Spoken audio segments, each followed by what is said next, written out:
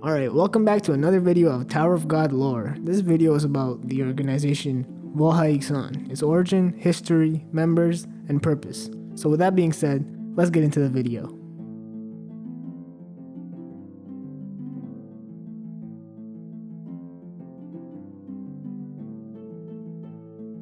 To talk about the organization Wolhaiksong, we're gonna have to get familiar with its founders. I'm pretty sure we all know Jurek Mazino, the irregular ranked 4th strongest in the tower. His main goal is to see the vast and immense world outside of the tower. However, there is another founder of Wolhaiksong that is not so well known. His name is Bak Rayun. He's another member of the tower with a rank in the top 10s, which means he's as powerful and as influential as the 10 family leaders. He is the current leader of Wolhaiksong, and he's said to be the most talented wave controller in the history of the tower. However, it's his history that's the most interesting thing about him. Bak Rayun was born in the middle area as an orphan.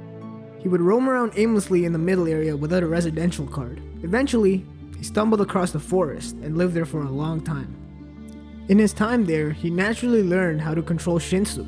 Hidan, who was intrigued by Bak Rayun's ability, chose him to enter the tower.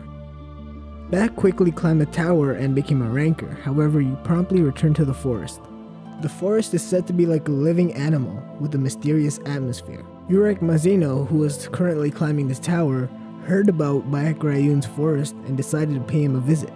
Thereafter, Jurek and Bak became best friends. Jurek told him stories about the outside world. After hearing these stories, Bak wished to see the outside world himself.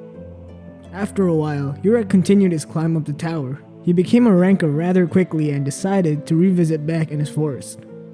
As he returned, Bak told Jurek about his desire to leave the tower, and Jurek was delighted to hear this.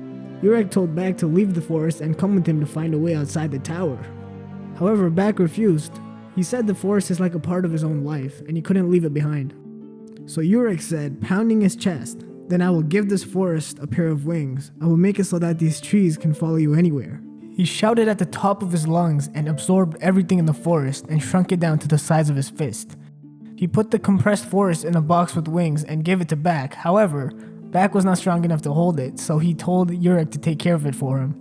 The box with wings became a symbol of their friendship. Later on, Jurek placed the forest on the 77th floor of the tower.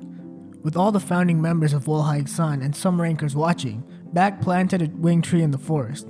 Wolhaiksong in Korean means winged tree. This basically signified the start of the organization. Okay, so now that we know the history of Wolhaiksong, let's talk about some of the members. Now, we don't know a lot about them or their abilities, so I'll just summarize the ones we know quickly. First, we have Kun Hacholing, who separated himself from the Kun name once he joined Wolhaiksong, and now has a nickname Blueberry. As I said, we don't know much about these characters' abilities, but we do know that he is good with technology. He was seen hacking into the Archimedes and also into Kun's lighthouse. Not to mention how he destroyed Quant in his game center on the 77th floor. Fans originally thought that he was a light bearer, however SIU stated that he indeed has the position of a scout. Alright, moving on swiftly to the next character, we have Kurdan. Nothing too crazy about him, other than he's an absolute mammoth. He's a wave controller, but not just any wave controller, he's of the special type Dansolza, which if you guys don't know what that is, it's basically when you use Shinsu to stop someone and then you use a big weapon to crush them. This was seen in action when he used his big hammer to crush one of Ren's bodies in the floor of tests.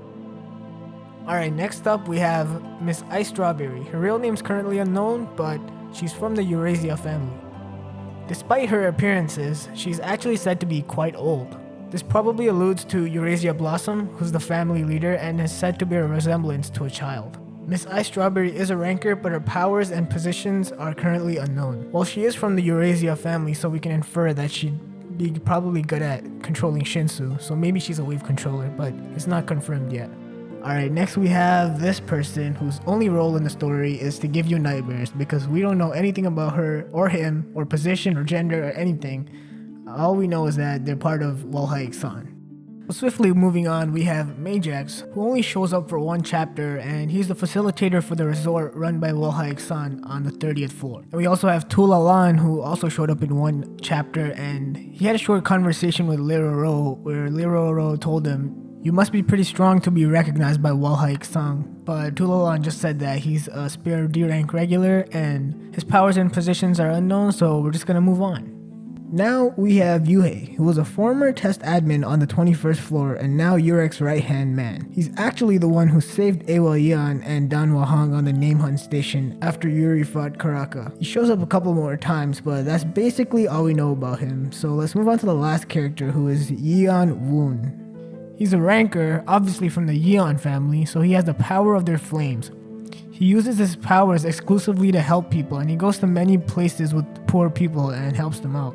After Kun went in a coma, he's the one who saved him by using his hammer, which had the power of his flames. After that, Kun has inherited some of Woon's flames and has been seen using the flame powers to heal himself and others. So that was basically a summary of all of the characters in Wolhaiksong that we know of currently, but lastly, I'm just going to talk about the purpose of Wolhaiksong. Contrary to popular belief, Wolhaiksong as an organization doesn't care about the government, doesn't care about the tower, doesn't care about Jahad. The only thing they really care about is to find a way outside of the tower.